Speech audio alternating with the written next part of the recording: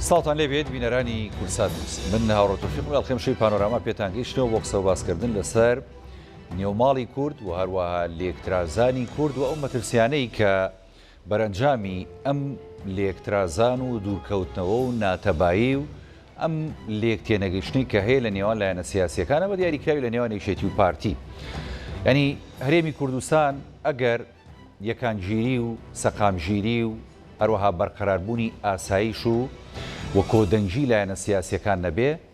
بەڕاستی ئەم هەرێمە کەوێتە بەر مەترسی. مەترسیەکەش کێیە؟ کورد وە لایەنە سیاسیەکان خۆی دروستیەکات و خۆی وا ئەکات کە ئێمە جارێکی دیکە بکەوینەوە بەر مەترسی و شاڵاوی شۆڤێنی و هەروەها لە ناوچوونی ئەو قەوارە سیاسیە گرنگەی کە لە ڕابردوو بە خوێن بەدەست هاتووە و کۆمەڵێک دەستکەوتی گرنگ و دەستکەوتی جوان لەم هەرێمە بەدەست هاتن، بەڵام بەداخەوە ینی ئەگەر لە ناو بچێت هۆکارەکە خۆمانی بۆ لایەنە سیاسیەکان ناگەنە ڕێکەوتن بۆ یەکێتی و پارتی دانانیشن لەسەر مێزی گفتوگۆ بۆی کە نێوانی خۆیان و هەروەها نێوماڵی خۆیان و هەروەها نێوماڵی کورد ڕێک بخەنەوە. بەغدا تا چەند فاکتەرە بۆی کە ئەم لێکترازانە دروست بێ. لایەنە سیاسیەکانی هەرێمی کوردستان، ئەوانەی لە دەرەوەی یەکێتی و پارتی، ئەوانەی لە دەروی حکوومەتی هەرێمی کوردستان، ئەمانە تا چەند هۆکار و کاریگەرە بن بۆی کە بتوانن ببنە هۆکارێک و فاکتێک بۆ ڕێخستنەوەی نێوماڵی کورد. ئەم شەو گفتوگۆکین لەسەرم بابەتە بە میوانداری هەرێک لە میوانە بەڕێزەکانم برای بەڕێزما کاک فەخرەدین محەممەد نووسەر و چاودێری سیاسی لە سۆدوێ لەگەڵمە بەخێربی کاک فەخرەدین، هەروەها کاک گۆران جەلال ئەندامی ئەنجومەنی گشتی حیزبی زەحمەتکێشان کە بە سوپاسەوە بەڕێزیان لە سۆدوەکانمان لە شاری هەولێر لەگەڵمان بەخێربی کاک گۆران سوپاس دەکەم. کاک فەخرەدین ئەگەر لە سەرەتا لە جەنابتەوە دەست پێ بکەم، هەمیشە ئێمە ینی خەمی کورد و خەمی لایەنە سیاسیەکان لە ڕابردوو و لە ئێستا و لە داهاتوش بە دیاریکراوی تەبایی نێوان لایەنە سیاسیەکانە، بەڵام بەداخەوە قەت کورد تەبا نەبووە، قەت کورد یەکانگیر و هاوانگ نەبووە بۆ بەدەستێنانی دەستکەوتەکانی و پاراستنی دەستکەوتەکانی. هۆکارەکە چیە بەڕاستیان؟ سپاس ئێوارە باش، ئێوارەی هاوڕێ بەڕێزم کاک گۆران باش، یای سەرکەوتنی بۆ دەخوازم. سڵام لە بینەرانی کورسات. دیارە بەڕاستی کە باس لە دروستکردنی دەوڵەت هەکرێ یان حتا باس لە دروستکردنی پرۆسەی نەتەوە سازی ئەکرێ، دوو کۆڵەکەی سەرەکی دوو فاکتەری بەهێستان لە دروستکردنی هەر نەتەوەیەک کە دەوڵەتی نێ بۆی دەوڵەت دروستکە یان نەتەوەیەک لە دۆخی پەرتەوازەیە بۆی بێ بە نەتەوە، ئەویش بابەتی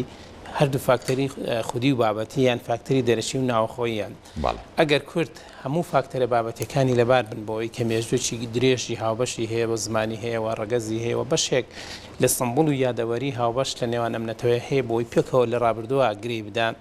خەلیلی هەرێک گەورەی کە پرۆسی دروستکردنی نەتەوەیە و لەوێوە دەوڵەت بۆ نەتەوە دروستەکرێ، بابەتی فاکتەرە خودیەکەیە کە هێزە سیاسیەکان تیا مەسئولن بۆ ئەوەی چۆن ئەم ڕیشاڵە وردانەی کە نەتەوە لە ڕابردووە هەیەی و ئەو کۆمەلگا پرشوڵاوی کە لە دۆخی بەر لە دروستبوونی نەتەوە هەیە، هێزە سیاسیەکانی بزوتنەوە نەتەوەیەکەی چۆن دەتوانێت ئەم ڕیشاڵە ئاڵۆزانە و ئەم پارچە جیاواسانە پێکەوە یەک بخاو نەتەوەیەکی لە دروستکە کە ڕوئیا و تێڕوانین و هەدەف و ئامانجی هەبێ بۆی بەرەو چوە ئەڕوا. خەلەلی گەورەی کورد لەوەدا تا ئەم چرکە ساتە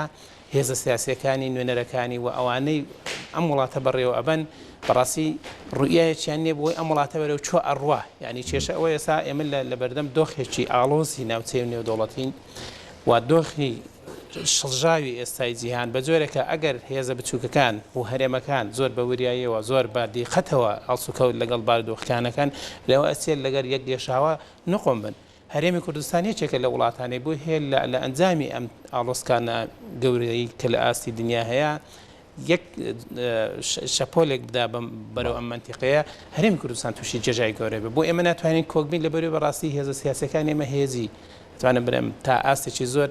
هێزی نەتەوەیی خاوەن ڕوئیای نەتەوەیی و هێزێک نین استراتیژیێکی ڕوونیان بۆ ئایندەی نەتەوەکانیان هەبێ، زیاتر لەوە هێزی بەڕاستی پەرچەکردار بوون لە بەرامبەر دەسەڵاتێکی مەرکەزی کە میلەتەی تەوسانەوە و هێزگەلێکن کە بەڕاستی لە ناوەخەنی میلەتێکەوە هاتوونەتە دەرەوە کە میلەتە تا ئێستا نەیتوانێت قۆناغی بەر لە دروستبوونی نێتەوە قۆناغی بەڕاستی دەرە بەگایەتی و ناکۆکیکە ناوخۆیەکانی خۆی تێپارکە بگا بە سەردەمی مۆدرنەتە کە بەڕاستی دوای 30 ساڵ ینی بۆچی ئێمە هەلو پەرچەکردارەیە بڕاو کە دوای 100 ساڵ لە جەنجی جیهانی یەکەمەوە کە چۆن ئێمە نەمانتوانی جەنجی جیهانیەکەم ئەو گۆڕانکاری گەورەی کە بەسەر دنیا هادێن بتوانین لەناو ئەم گۆڕانکاریانە پەیمانی سیڤەر بخۆزینەوە دەوڵەت بۆ کورد دروستکەین تا ئەم چرکە ساتەش میلەتی کورد لەناو ئەو باسنە بۆ شا ئەسوڕێتەوە بە بەردەوام هێزێک دروستە بێت کە بێ پارێزگاری لە شوناسی کوردیان نوێنەراتیەکیان بەرەیەک دروست بێ بۆ ئەوی کورد بەرەو پێشەوە بەرێ لە بەرامبەرە بەرەیەک دروستە بێ هێزێکی دروستە بێ بە تەواوی دژی ئەم دیدگایە. ئەمە پەیوەندی بۆ هەیە کورد خۆی لەناو خۆیان هەڵگری کۆمەڵێک بۆچوونی پێکناکۆ کە ناتوانێت کۆی کاتەوە ئەمە کۆمەلگای کوردی ناتوانێت هێزە سایسەکان بەڕاستی ئەمە پێویستی بۆیە ناوەندی گەورەی لێکۆڵینەوەی چۆناڵێ سایکۆلۆژی کۆمەڵاسی بێ بەڕاستی لێکۆڵینەوە لەسەر کورد بکە بۆچی ئێمە ناتوانێت ئەم دۆخی پەرتەوازەیە ئەم دۆخی ناکۆکەیە ئەم دۆخی ڕێک نەکەوتنی هێزە سیاسەکانی خۆمان تێپەڕکەین و بگەین بە قۆناغێک لە شوێنێکە لە وێزگەیەکە ستراتیژێکی نەتەوەی داڕژین کە بە نەتیجە خزمەت بە پرۆسەکەمان بکەوە ئایندەیەک کە بتوانین خۆمان دەستمان لە دروستکردنی هەبێ نەک بەڕاستی بکەینە بەر شەپۆلی گۆڕانکاری هێزی ناوچەی نێودەوڵەتی سبێنێ گۆڕانکە هاوچێشەکان بچنەوە ئێبوون هێزە ناوچەیەکان چۆن ویستیان کورد وەکو کارت بەم شێوەیە بەکاربێنن ئەمە مەترسێ گەورەکەی ئەگەر هێزە سیاسەکانی باشووری کوردستان لەم دۆخی ئێستاە ڕوانینێکی ڕۆنیان بۆ پرۆسەی حکومڕانی لە هەرێمی کوردستان و تەواجدیان لە بەغدا نەبێ ئەو تەسەورەکرد بەڕاستی دیسان ئەڵێمەوە لەگەڵ گۆڕانکاری لە ناوچەکە و لەگەڵ شەپۆلی گۆڕانکاریەکانی کە لە ئێستا لە مەسەرەن بۆ نمونە لە ئوکرانیا هەیە ئەم شەپۆلی گۆڕانکاریانە بە نوعێک بکەوێتەوە و ئەم بابەتی غازونەوتەش ئەم بابەتی غازونەوتەی کە ئێستا هەیە کورد بووە بە بەشێک بە تەرەفژیر لە ململانەی شیعە لە عێراق و تێکدانی ناوخۆی هێزە سیاسەکانی عێراقەمە یاریکردنە بە دەرکەوتێک یاریکردنە بە ظاهیرەیە کە ڕەنگەی وڵاتانی ئەقلیم پێڕاستی نەبن و دواتر مامەڵەکردنی کورد بە نەوت و غازەوە کە ڕەنگە لە ناو هاوچێشە ئابوووریەکانە کە حساب بۆ ڕەنگەی بۆ بەشێک لە بلۆک بەندیەکان نەکە ئەمەش تووشی کارەساتێکی ترمانەکە بۆی بەڕاستی دەبێت سەرکردایەتی سیاسی کورد زۆر وریا بێت لەوەی کە نەکەوێتە بەرهەژبوونی وڵاتانی ناوچە و نێودەوڵەتی. وڵات دواتر دێمەوە سەر ئەو بابەتە بە تایبەتی ئابووری و ئەو ڕۆ ئابووری کە ینی کاریگەری ئەبێ لەسەر دروستکردنی دەوڵەتێک و سەقامگیری هەرێمێک و بە تایبەتی ینی تەبایی و دروستکردنی ینی خۆشگوزەرانی لە نێوان میلەتەکەدا تا چەند ئێمە وەکو هەرێمی کوردستان لە داهاتوە ئەتوانین سوود ببینین لە وزێ و ئەتوانین جێی خۆمان بکەین و لە ئابووری جیهانیدا دەست خۆش دواتر ینی ئەو وەڵامەکە دڵگرە بۆی کە دواتر دێم وڵات کاک فەخرەدین سوپاس دەکەم کاک گۆرانجەلات دووبارە ساوت لێبێ. ئەین بۆ نمونەوەی کە کاک فەخرەدین ئاماژەی پێدا کۆمەڵێک قۆناغ و کۆمەڵێک مێژووی گرنگە کە ئێمە ئەم هێزە سیاسیانە لە هەناوی ینی خەبات و تێکۆشان و کۆژانی ئەم میلەتەوە دروست بوون و لەگەڵ پەرچەکردارێکدا ژیاون بە درێژایی سەدەیەک لەگەڵ ئەو پەرچەکردارەیە ماونەتەوە. هۆکاری چیە کە لایەنە سیاسەکانی کورد و سەرکردایەتی سیاسی کورد و تاشی کورد نەیتوانیوە وەها خۆی پەروەردە بکە کە هەمیشە خەمێکی نەتەوەیی و خەمی نیشتیمان و ئەو باسانەی کە هەمیشە باسی لێکترازان و دوورکەوتنەوەیە کە ئەبێتە هۆکاری ناسەقامژیری و ناتەبایی لە نێوانلایەنە سیاسیەکانە بە دیاریکراوی لە هزری خۆیان جێ بکاتەوە. زۆر سوپاس سڵاو لە ئێوە و لە هەموو بینەرانی کورساتێش سوپاس بۆ ئەو دەرفەتە بۆ قسەکردن لەسەر ئەو گرفتە گەورەیە کە کورد و خەڵکی هەرێمی کوردستان و کوردستانیان بەگشتی لە دێر زمانەوە تووشی بوون بۆ نابن بە ساحێبی دەوڵات لەبەرچی ناتوانن گوتاری سیاسیانیەکان بۆ ناتوانن بەرامبەر دوژمنانیان بەرامبەر نەحەزانیان بە یەک دەست بە یەک ڕنگ بە یەک دەنگ بتوانن داخوازی و مەبەستەکان و ئامانجەکانی گەلی کورد بگەێنن یان داکۆچی لێ بکەن. دیارە خوێندنەوە بۆ واقعا ناکامل دەبێت ئەگەر بە کورتیش سەردێکی واقعی سەرزەم دنیا نەکەین. دنیا ئێستا لە بەرامبەر گۆڕانکاریی گەورەدایە چۆن قۆناغەکانی دوای شەڕی جیهانی دووەم و دروستکردنی دوو بلۆکی ڕۆژهەڵات و ڕۆژئاوا و پاشان شکانی بلۆکی ڕۆژهەڵات لە دنیا و مانەوەی قوتبی لە دنیا و ئێستاش دروستبوونی سیستەمێکی دیکە کە سیستەمی سەرمایهداریان سیستەمی نیوە لیبرالیزمی تازەی پێ دەڵێن بە سەرکردایەتی ئەمریکا و ئێستاش جارشکە ئەو شەڕێکی ئێستا لە ئەوروپا هەیە ئەگەر نەیخوێنینەوە خوێندنەوەی وردمان بۆی نەبێ یان لە ئاماژەکانی نەگەین لە ئاراستەکانی نەگەین بەڕاستی لێکدانەوەکەمان کوردبین دەبێت لێکدانەوەکانمان زانستی و پڕبەپێستی باسەکەمان نابێت. دیارە لە هەموو مەعادلە نێودەوڵەتی و هەرێمەتیەکان کورد بەداخەوە ڕقەمێکی گەورە نیە لەبەرەوەی دەوڵەت نییە لەوەرە بەشێکە لە چوار دەوڵەتی جیا کە ئەو چوار دەوڵەتە هەر یەکیان سوقل و بابرین قورسایی و سەنجی سیاسی و ئابووری و هەتا استراتیزی و عسکەری خۆیان لە ناوچەکە هەیە و لەوەش مشخصتر ئەگەر دوو دەوڵەتی عێراق و سووریا لێ بینە دەرکە بەشێکی کوردستانی بەسەر دابشکراوە دوو قوتبی گەورە لە ڕۆژهەڵاتی ناوەڕاست ئێستا ڕۆژهەڵاتی ناوەڕاست سەرکردایەتی دەکەن کە پێیان دەگوترێ قوتبی ئێران و قوتبی تورکی ئەوەی کە هەموو کێشەکانی ئێمەی قوڵتر کردوتەوە نایلی کورد بگاتە یەک خیتابی سیاسی ئەوەیە کورد دابش بۆتە سەر ئەو دوو میحوەرە سیاسیە کە هەریەکە بە دوو ئاراستەی جیاواز بە دوو مەرامی جیاواز بە دوو دنیابینی جیاواز دەیانەوێت دنیا و شۆڕژڵاتی ناوەڕاست بەڕێوە بن بێگومان هەردوو لاشیان بەرمەبنای فکری و بەرمەبنای ئابووری و بەرمەبنای بیرکردنەوەیان بریتەوە چۆن بەرژەوەندەکەی خۆیان بپارێزن و ئاسانترین شت کە بتوانن دەستکاری بکەن و دەستی لێ بدەن و بەرژەوەندەکانی بخەنە مەترسیەوە هەرێمی کوردستانە و خەڵکی پارچەکانی کوردستانە بۆیە کاتێک گەر ئەمە ئەو خوێندنەوە وردە نەکەین ئەو دیدگای سیاسێمان نەبێ تووشی کێشە و گرفتی زۆر دەبین بەداخەوە لە دوای ڕوخانی ڕژێمی سەدام ئێمە چەند ساڵێک توانیمان بە یەکدەنجی بەلایانی کەم لە یەک دوو قۆناغی پرۆسی سیاسی دەوڵەتی عێراق کورد خیتابی یەک بخاوە دەستکەوتی باش بەدەستبێنی بەڵام هەر لە سەرتاوە کورد ڕوئیای نیشتیمانی و نەتەوەیی خۆی بەوازحی لەگەڵ لایانی بەرامبەری باز نەکرد ئەوەی کە هەموو قوڕەکەی خەستر کردەوە بۆ ملەتی کورد ئەوەیە کە ئێمە ئەوەندەی حزبایەتی دەکەین ئەوەندەی مەبەستمان حزبایەتی و دەستکەوتی حزبایەتی ئەوەندە بەها نیشتیمانی و نەتوایەتەکانمان لا مەبەست نییە ئێستاش مەسەرەن ئەو گرفتەی کە لە بەغدا لە دوای لە پرۆسی سیاسی دوای هەڵبژاردننی چوار مانجی ڕابردوو ڕوویداوە کە ڕوژ دەدا ئێستا بەردەوامە بە تەواوی کوردی کردوتە دوو خەندەقی جیاواز خەندەقە چیان بۆ خۆتان دەزانن دوو لایانی سەرەکی لە هەرێمی کوردستان کە پارتی وێچێتین یەکیان لە ئیتاری تەنسیقین ئەویت کرد لە بەرەی نیشتیمانی ڕزگار ئینقازە کە هەردووچان ئەوان خۆ بەخۆیی پێک ناکۆکن خۆ بەخۆیی دوو دنیا بینی و دوو مەبەستی جیاوازیان هەیە ئێمەش تەوزیع بووینە سەر ئەوان و نەماتوانی لەسەر بچووکترین شتی خۆمان وڵای هەر ببوورێت خوا قسەکانیش پێ بڕم بیرە نەچێتەوە من هەر سەبارەت بەم بابەتەوە بەم لێکترازانەوە دیارە ینی ئێمە زین لە عێراقدا ژینۆک و جەنابی شت هێمات بۆ کردووە کۆمەڵێک ڕووداوت خستە پێشاو ئێستا لە تازەترین پێشات ئەمارۆک و زانیاری بۆ بینەران و بۆ جەنابی شت بۆ کاک فەخرەدین ینی سەدر مقتدا سەدر لە تازەترین پێشاتدا گۆڕەپانەکە بۆ سەرجەم لایەنەکان چۆڵەکە بە تایبەت بۆ چوارچێوەی هەمانجی و دەڵێت مۆڵەتێکی چل ڕۆژی دەدەینە چوارچێوەی هەمانجی بۆی کە ئەوان حکوومەتێکی زۆرینە پێک بێنن و دیارە سەدر هەر لە پەیامەکەدا ئاماژەی بۆ داوە کە ئەوان دەبنە ئۆپۆسیۆن و بۆی عێراق بەبێ حکوومەت نەمێنێتەوە هەلێگاداتە سێیەکی پەخەرکە و مەبەستی چوارچێوەی هەمانجی حکوومەت پێک بێن دیارەمە پێشاتێکی نوێ هەمومان نەزانین کە سەدر هەمیشە ینی لەسەر ڕایەکی ڕاز نییە و بەردەوام نییە ڕاکانی دەگۆڕێت و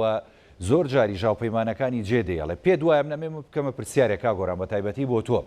بۆ جەنابتان ئێستا ئەمە پەیامەکەی سەدر وازەحە ئەین ساحەکەی چۆڵ کرد بۆ نەیارەکانی کە چوارچێوەی هەمانجیە پێت وایە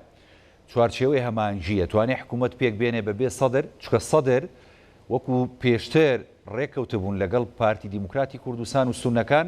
هاوپەیمانەتێکی زۆرینیان پێکێنا بوو بەم هەنگاوی سەدر پێت وایە و هاوپەیمانێتی هەڵەوەشێتەوە وەکوور تا ڕادەیەک ئەتوانین بڵین پارتی وێشێتی لێک نزیگە بێتەوە ئابەمە هیوادارم پارتی وێشێتی هەر ئێستا ئەگەر لە ڕووی نیشتیمانی و نەتەوەیەوە بیر بکەنەوە دەبێت هەردوو لایەنیان یەکێتی و پارتی لەم ڕۆ ئەلانی بکەن بڵێ ئەمە لە هەموو هاوپەیمانێتەکانی شیعە دەچینە دەر کەیشی ئەماڵی خۆی ڕێگی خستکەی توانی ڕێککەوتن بکات لەسەر پرۆسی سیاسی دەوڵەتی عێراق ئەو کاتە ئێمە بە پاکێزێکی نیشتیمانی دێن بەشداری لە حکوومەتەکانتان دەکەین لە حکوومەتی عێراق دەکەین بەشداری لەو هاوپەیمان دەکەن کە ئەوە دەکەن بەداخەوە ئەویان نەکردو تەسەورش ناکەم بیکەن چونکە بە بەرژەوەندەکان وا ناخوێنرێتەوە ینی هەموو ئەو ئاماژانە وا ناخوێنرێنەوە کە ئەو ئیشە بکرێتن کە ئەوەش ناکرێ هەمومان دەزانین پرۆسی سیاسی لە عێراق پرۆسەیەکی ئالۆزە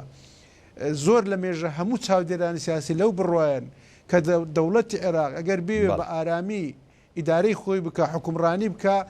نەدەتوانی کیت لایەنێک ئاوتکە نەشی ئەدەتوانن کورد ئاوتکەن نە کورد دەتوانێت شی ئەو لایەنێکی سونی ئاوتکە ئەو بابرێن لێکتەیش ئەو عورفە دەستوریی کە هەبوو پێشتر کە پێیان دەگوترات تەوافقکردن بۆ پێکێنانی دەوڵات پێویستە وەکو دەوڵەتی لوبنا وەکو زۆر دەوڵەتی دی ئەگەر مەبدەئەکی دەستوری دقیقیش لە ناو دەستوری عێراق نیە بەڵام عورفێکی دەستوری هەیە دەبێ ئەو تەوافقە ڕابگیرێ کاتێک ئەو شیعە دەگەنە لەسەر مەکسەبی ئەنجومەنی وەزیران کێشیان دەبی یان خۆیان خلافاتی مەسهەبیان هەیە خلافاتی زۆر خلافاتیانێک کە ئێستا جێی باسکردنی نیە پێویست ناکە کورد بێتە تەرەف لەو مەسلە کە بۆ تەرەف ئەتوو دەبێ بەشێک لە شەڕێک کە ئەتوو هەر کە سوێناوی دۆڕاوی من بەر تەسەوەری من کورد ئەو کاتەی چ ئەوەی کە چوونە ئیتاری تەنسیقی چ ئەوەی چوونە لایەکەیت کە هەردوو لامان میلەتەکەمان لەو مەسلەی دۆڕانمان ینی بە هیوادارم ئێستاش درەنگ نیە ئێستاش دەکرێت کورد و بە تایبەتیش یەکێتی و پارتی کە دەڵێم یەکێتی و پارتی لەبەرەوەی هەم زۆرینەی کورسیانەی هەم واقعی سیاسین لە هەرێمی کوردستان دەتوانن ئێستاش بگەنە ڕێککەوتن ئێستاش ئەلانی ڕێی خۆیان بکەن وەم بە مەشروعێکی نیشتیمانی بچن لە بەغدا جا ئەوە سەدرا ئەوە مالیچیە ئەوە عامریە ئەوە جەعفەریە ئەوە هەر کەسەکە دێ حکوومەتی عێراق بێگرێت چکە ئێمە ئەساسەن دوو کێشەی جەوهەریمان هەیە نابی لەویر بکرێت چیان کێشەی خاکە لەگە دەوڵەتی عێراق کێشەی دەستکەوتەکانمانە ئەگەر ئەو دووشتانە لە هەر مەشروعێکا بوو و هەر کەسێک ئەو مەشروعی ئەو داخوازانەی ئێمەی تەبەنی کرد ئەو مەفروزە کورد هاوکاری بکە وە کورد لە گەری بەشداری حکومەت ئەگەر نازەرمەند دەبی دەست خۆش کاک گۆرانجیان دێم و خزمەت جەنابەت کاک فەخرەدین وڵی بابینە سەر بەڕاستی ینی چکە ڕووداوی گەرم ئەمەی پامەکەی مختدا سەدرە چکە بەڕاستی ئەمە گۆڕانکاریشی جەوهری لەو چاکبەستوی کە لە عراقدا هەیە دێنێتە ئاراوە منمێت تۆزێ لە تەوەرەکەی خۆمان لابین بۆی بینە سەر ئەم پامی سەدر بەگشتی پامەکەی سەدر پامێکی ڕوونە بۆ چوارچەوەی هەمانژیە بۆ سەر جەملایەنەکانی دیکێڵە بڕۆن حکوومەتێکی نیشتیمانی پێک بێنن بە بێ سەدر ئەمە درگای کرانەوەی گفتوگۆ کاتەوە لە نێوانلایەنە سیاسەکان و چاکبەستوی کۆتاییە بە تەواوەتی خۆ ئەگەر ئەو عینادە سیاسی کە لە نێوان هێزە سیاسەکانی عێراق دروست بوو لەو سەردەمەی کە دوو سێ کۆبنەوەی ئەنجومەنی نوێنەران بەسترە لە هەر سێ کۆبنەوەیەکە جگە لە کۆبنەوەی یەکەم کە دەستی سەرۆکاتی لە هەڵبژاردرا دوو کۆبنەوەی ترکرا بۆ هەڵبژاردننی سەرۆکاتی کۆمار سێکی پەکخەر نەیهێش کۆبنەوەکە بکرێ و کۆبنەوەکەی ڕۆژانی ڕابردوش کە پاشەکشەی کرد کۆبنەوەی پێشتر 202 ئەندام پەرلەمان بەشدار بن ئەمجاران 176 ئەندام پەرلەمان بەشدار بن کەواتە ناکۆچیەکان هێندە قوڵ جەرگ بڕن لەم فترەی مانجی دەوە تا ئێستا هەڵبژاردن تێکراوە لە نێوان هێزە سیاسەکان بەڕاستی دەرفەتێکیان بۆ پێکەوە کارکردن نەهێشتەوە ئەم دوو جەمسەری ئەم سێلانی هاوپەیمان و جەمسەرەکەی تر من تەسەورەکەم ئەگەر جارشکە ئەمانش بێنە پێشەوە هەمان سینناروی ئەگەر ئەو یەکێک لە هێزە سیاسەکانی تر مەسەن بۆ نمونە سونەکان ئەگەر بێن لەگەڵ جەماعەتی هەیئەی تەنسیقاڕێک بکەون ڕەنگە ئاسانتر بێ و کاتێشێتی و پارتیش پێکەوە بەکانی دێشی هاوبەش بستنا پرۆسەکەەوە ڕەنگە سەدر بە 73 کورسەوە نەتوانێت ئەو کاتە بابەتی پەکخەر سەدر خۆی ڕاگەیانەوە کاڵێمە بینە و پۆست ئەگەر بشێوێ پەچی خاناتوانێت کاتە پێش خەچیت و 220 ئەندام پەرلەمانەوە لایانی کەم 109 ئەندام پەرلەمان دێتوانین بڵین ئەمە درگای هاوپەیمانەتی نوێکاتەوە ئەگەر هێزە سیاسەکان تۆزێک بخۆیان نەبستنەوە بیانوێ ئەم دۆخە بە چاقبەستوی نێلنەوە عێراق بەرەو چارە نووسێکی نادیار و مەترسیدار نەبن شەشی چوار دوای وادەیە بۆەوەی ئەم هێزە سیاسیانە ئەگەر بێت و ئەم خولی هەڵبژاردنە بتوانێت شەرعێت وەرگێت دوای شەشی چوار کە مانگەکە تەواوە بێ پەرلەمانی عێراق اختیاری تری لەبەردەستنیان دەبێت حکوومەتی کار بەڕێکار دروستکە کە ئەمە ئێستا هەیە ئەمەش بۆ خۆی کێشەیە بڕاستی ئەم حکوومەتەی کە ئێستا هەیە حکوومەتی زادەی ئەم پەرلەمانە نیەوە سەرۆکایەتی کۆمار بۆخۆی ئەمانە ڕەنگە زۆر بابێتی دەستوری بن کە من کەمتر من بۆ خۆم شارەزەم لەم بوارە هەیە بەڵام دۆخە سیاسەکە مەشهدە سیاسەکەوەیە کە من تەسەوڕ ناکەم هێزە سیاسەکانی تر بەبێ سەدرێکی ئێستا ئەو دوو هێزەی تر کە سونەکان و پارتین ئاسان نییە لە ماوەی ئەم حملە توندەی کە لە فترەی گفتوگۆیە مەسەرەن لە فترەی هەوڵدان بۆ دروستکردنی حکومەت لە بەرامبەر هەیئەی تەنسیقا هەیان بۆ ئێستا بێندانیشن پێکەوە بتوانن بستە ناو کابینێکی وەزاری نوێەوە بەڵام ئەخر خۆی ینی هەمووشوانەزانین ینی لە دنیادا لە دنیای سیاسەتدا بە دیاریکراوی ینی دوژمنی تاسەر نیوە دۆسی تاسەر بەڵام ئەمە ینی سەدرەوە تا پاشەکشەی کردووە هاتۆتە دوا بۆی کە ینی تۆپەکەی خسۆتە نێو ساحی چوارچەوەی هەمانگی سەر جەملایەنەکانی دیکەش بە تایبەتی چکە پێشتر بازەوە کەرەکەەوە هاوپەیمانێتی کە هاوپەیمانەتی ینی ڕزگاری نیشتیمانی بوو پێچانێنا پارتیەوە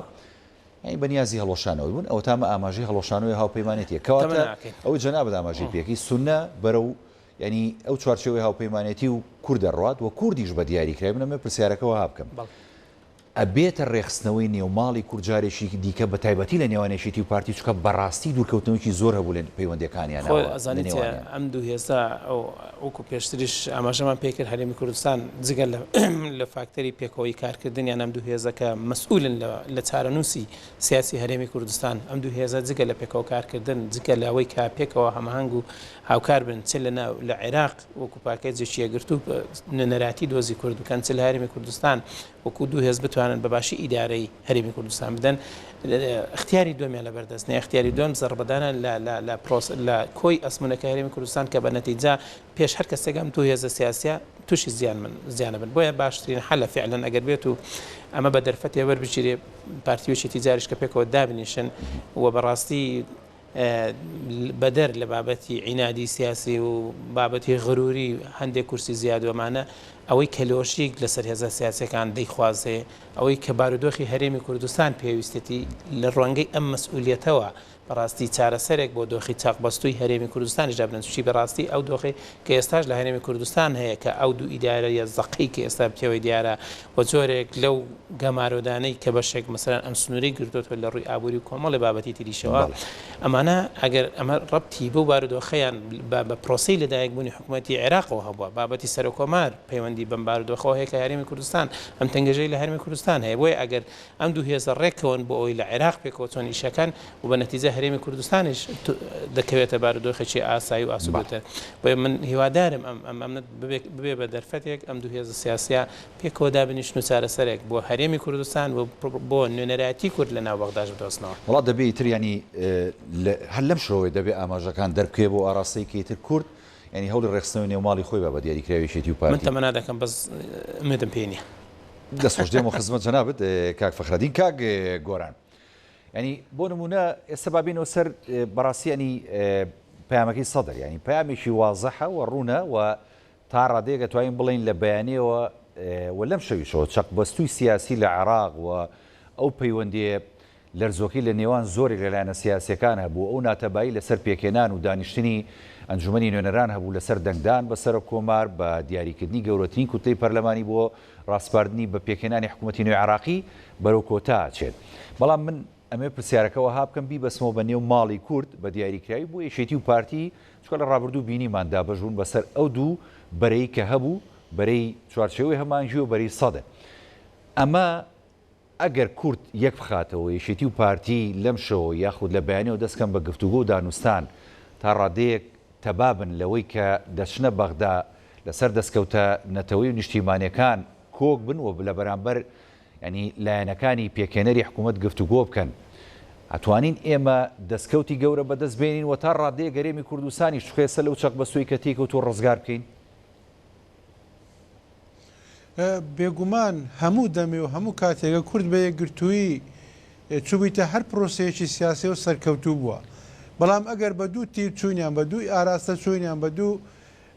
بیرکردنەوەی جیاواز چون بێگومان زەرمان کردەوە کەسیش تێدا قازانجی نەکردووە چ لایەنە سیاسەکە خۆی و چ میلەتەکەشمان و چ خەڵکی کوردستانیش بۆیە وەکو باسم کرد لە پرسیاری یەکەمیشت ئێستاش درەنگ نییە ئێستاش یەکێتی و پارتی و لایەنەکە سیاسەکانی تریش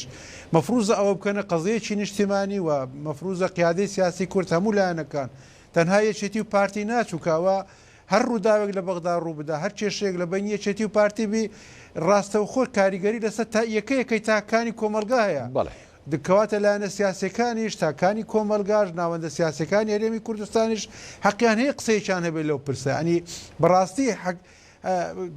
قەتیسکردنی ئەو پرسە لە بین یەکێتی و پارتی خۆی لە خۆیدا غەڵەتێکە باشە ئەمە یەکێتی و پارتی وای کردوکە گۆران کە ینی ڕۆڵی نایەوە بە لایەنەکانی دیکە یاخود لایەنەکانی دیکە خۆشیان بەڕاستی کەم تەرخەم بوون و نەیانویستۆ ڕۆڵ بن بە خۆیان بۆی کە تا ڕادەیەک ئەو ناتەبایی لە هەرێمی کوردستان هەبوو ئەمان ینی هەوڵ بن تەبایی و ئاشتەوایی لە نێوان بە تایبەتی یەکێتی و پارتیش دروست بکەن بێگومان من ناڵێم حزبەکان و لایەنەکان و هێزە سیاسەکانی کە ئەرچان نەبووە بەڵام بۆ معلومی هەموو بینەران و جەنابیشت هەموو لایەنە سیاسەکان ئێمە وەکو حزبی زەحمەتکێشان دەیان جار ئەوە سەرکردایەتی سیاسی پارتی ئەوە سەرکردایەتی سیاسی یەکێتی ئەوە بەرپرسی یەکەمی هەردوو حزبەکەش دەیان جار لە مەترسی ئەو دۆخە ئاگادارمان کردوونەتەوە مەترسی وەزعەکەمان بۆ باس کردوون پێمان گوتون کە چارەسەری ئێمە تەنها تەبایی و یەکڕێزیە یار یەکڕێزی بۆ معنانە هەمومان وەکو یەک بیکەینەوە یەکڕێزی بۆ ئەوەی ئێمە لە دوای هەڵبژاردن گوتمان فرسەتە ئێستا کورد لە دوای هەڵبژاردن هەرچەندە بە لیستێکی نەبن بەڵام ئێستا لیستێکی بەهێزین و ناوماڵیشی ئەتا ڕادەیەک پەرتەوازە و لێکترازاون کێشیان لەناوە با بێن هەموو لایەنە کوردەکان دانیشن مەشروعێکی هاوبەشی کوردستانی کە هەموو داخوازی خەڵکی کوردستان و لایەنە سیاسەکانی تێدا بیبینە بەغداوە فەریقی کوردی لەسەر ئەوە شەڕ بکە بەداخەوە کاتێک ئەمە خەریکی ئەوی شەبووین دیتمان لەسەر مەسەلەی سەرۆکی کۆمار ڕاستەوخۆ هێز یەکێتی و پارتی بوونە دوو فەریق هەرێکە بە ئاراستەیەک ئیشیان کرد و هەرێکە کاندیدی خۆیان دەستنیشان کرد بۆ سەرۆکایەتی کۆمار کە ئەو پێشکەش کرد بۆ سەرۆکایەتی کۆمار و داکۆچیان لێ کردووە و نەش تەنازولیشان لێ نەکرد ینی ئەوە هەردوو لایەن بەڕاستی ئەوە تا ڕادەیەکی زیاد لە پێویست پێداگریان لەسەر کاندیدەکانیان کرد کە دەکرا ئەگەر ئەو پۆستی کووردا پۆستی خەڵکی کوردستانە بۆ خەڵکی کوردستان قابلە هەر یەکێتی و پارتی خەڵکی کوردستان بوون دەکرا لەسەر کاندیدی هاوبەش ڕێککەون دەکرا لەسەر نوێنەرێک ڕێککەون کە بەڕاستی بتوانێت ئەو پەیامە نیشتیمانی ئەو پەیامە نەتەوایەتی کە خەڵکی هەرێمی کوردستان هەیەی بێگەنێتە بەغدا و تەمسیلی بکەوە نوێنەراتی بکە بەداخەوە ئەوە نەکرا ئێستاش ئەو پەیامەی سەدر بەڕاستی ئاماژەیەکە ینی شیعەکان و لایەنە سیاسەکانی عێراق ئەوەل و ئەخیر ئەوان دەوڵەتی عێراقن ناکۆچیش بن تێکیش بچن بەڵام لە دوا هەنگاو هەر دەبێ بگەنە ڕێککەوت هەر دەبێ حکوومەتێک تەشکیل بکەن دیارە ئەو خوێندنەوەی پەیامەکەی سەدیش دوسێ خوێندنەوەی چانەیە ئایا دەیەوێ ئیتاری تەنسیقی تێز بک بتانێت بزانێ ئایا دەتوانن ئەو نسابە قانونی کە ئەوان نیانتوانیت پێچ بێن ئەوان پێچی بێنن و ئەگەر بەرەی ئینقاس کە سەدر و پارتی و حەلبوسیتایە ئەگەر بەس ئەوان دەنجینە دەنێ کەواتە ئەو نیسابە قانونی کە ئیتاری تەنسیقی دەیە پێیان تەشکیل ناکرێ بە تەسەوەری من پەیامەکەی سەدر دوولانێ هەم ئاماژەیەکە بۆ لایەنەکانی تریشی ئەدەرێ فەرمون بڕۆن ئەوە مەدان بەڵام بێ من پێتان ناکرێ و هەم بە هاوپەیمانەکانی خۆشی دەڵێ ئەمن مەسلحەتی خۆم و مەسلحەتی تیاری سەدرین پێ مهمترە لە مەسلحەتی ئێوە ولا نەتیجەشدا مەسلحەتی شیعەم پێ مهمترە لە مەسلحەتی سوننە و کورد بۆیە دەبێ ئەوەش هەڵوەستەی لەسەر بکرێوە بە وردی بخوێنرێتەوە و ئەگەر بشکرێ کورد لەگەر هەردوو لایەن دانیشێ بزانانی کاوەی بەڕاستی بە ڕازگویانە دەیەوێت کاکە بەلایانی کەم کاوە لایەن بەڕاستی و بەبێ فرت و فێڵ دەستوری عێراق جێبەجێ دەکات مادە دەستوریەکان جێبەجێ دەکات مادەی 140 جێبەجێ دەکات جارشکە تعریب لە کوردستان ناکاتەوە خۆمە ئەوانە شتی مستحیلین ئێمە داوا دەکەین لە دەوڵەت خۆمە داوای جیاببوونەوەمان نەکردو لە عێراق ئەوەی داوای دەکەین دەستورێکەیە دەنگمان پێداوە عێراقیەکان دەنجیان پێداوە شیعە ئەو سوننە و کورد دەنجی پێداوە کاکە ئەو مادانە جێبەجێکە تەحایل لەسەر دەستور مەکەن تەفسیری دەستور بۆ شێوە مەکەن کە لە ساڵح و بەرژەوەندی خۆتانە بە شێوەیەک تەفسیری بکەن کە دەستوریانە تەفسیر بکرێ و لە بەرژەوەندی خەڵکی کوردستان و خەڵکی هەموو عێراق بێتن دەست خۆشکا گۆرەندێمە خزمەت جەنابەت کاگێ فەخرەدینانی پێشووتر جەنابەت لە قسەکانتە باست لە زۆری نەکرد ینی ئەو دەستەواژێمان زۆر جۆ لێ بوو لە هەرێمی کوردستان و لە عێراقیش ینی لەم ماوەی پێشوو دەستەواژەی زۆرینە ینی زۆر هاتە ناو باسەکانەوە بەڵام یعنیوتە لە عێراقێکی لەرزۆشی دیموکراسیە دەستەواژەی زۆرینە نەیتوانی ینی زاڵ بێ بەسەر سەرجەم دۆخەکەدا ئیلا تەوافق و سازان و ینی ئەو کێکی کە هەیە بە هاوبەشێنەوە هەموو لایەنەکان دابەش کرێ ئەم واقعەی عێراق تا چەند بۆ هەرێمی کوردستانیش ینی گونجاوە هەرێمی کوردستان بە سازان دەڕوا بەڕێوە بە تەوافق دەڕوا بەڕێوە یاخود نەخێر بە زۆرینە و بە کەمینە دەڕوا بەڕێوە وڵام بەر لە وڵامی پرسیارەکەی جەنابەت یەک خاڵم بەلاوە گرنگە من بەڕاستی داواکارم لە هێزە سیاسەکانی دەرەوە یەکێتی پارتی و ڕێکخراوەکانی کۆمەلگای مەدەنی و نووسەر و ڕۆژنامە نووسەکان لە هەولێری پایتەختی هەرێمی کوردستانەوە بەڕاستی گوشارێکی مەدەنیانەی جدی دروست کرێ بۆ ئەوەی یەکێتی پارتی بە پاکێجێکەوە بە گوتارێکی نەتەوەیەوە ئەمجارە داخلی پرۆسەی گفتوگۆ بن ئەگەر تەنسیق هەیەی تەنسیق خاتە پێشەوە و کاری لەسەرەوە کە حکوومەتی ئایندی عێراق ئەگەر سەدر بکشێتەوە هەیئەی تەنسیق بێ ئەم جارایان بەڕاستی یەکێتی پارتی و بە هێزە سیاسەکانی ترشەوە کە کورسیان هەیە بە پاکێزیشی یەگرتەوە بە کاندیدێکی هاوبەشەوە هەم بۆ سەر و کۆمار هەم بۆ پۆستەکانی تریش بڕۆن ئەمە بەڕاستی دەکرێت لە ژێر گوشاری ئەوەیەکی جەماوەری و هێزە سیاسەکان لە بەتایبەت لە پایتەختەوە گوشارێک بووە بۆ هێزە سیاسەکان دروستکەن بۆی ناچاریان کەن ئەگەر خۆشیان ناوێنێ بە ناچاری بە پاکێزی شاوبەشەوە بچنە بەغدا بابەتی تەوافق و تەوازن و بابەتی زۆرینە ئەمە ڕەنگە لە دیموکراسەتی تەواو عیاردا و لە وڵاتانێک کە دیموکراسیت بووە بە کەلتور بابەتی دەستا و دەستکردنی دەسەڵات کەلتورە بۆ بە نەریتی سیاسی و حزبی سیاسی خاوەنی عسکەر و خاوەنی جەیشنێ حزبی سیاسی خاوەنی بەڕاستی مەقاولات و خاوەنی شتی گەورەنی ڕەنگە ئاسان بە هێزێکی سیاسی لەم مەرحەلەیە لەم کابینی وەساریە ببێ بە ئۆپۆزیسیۆن و هێزی دووەم ئەمجاران حاکەم بێت لە عێراقێکا کە هێزە سیاسەکان خاوەنی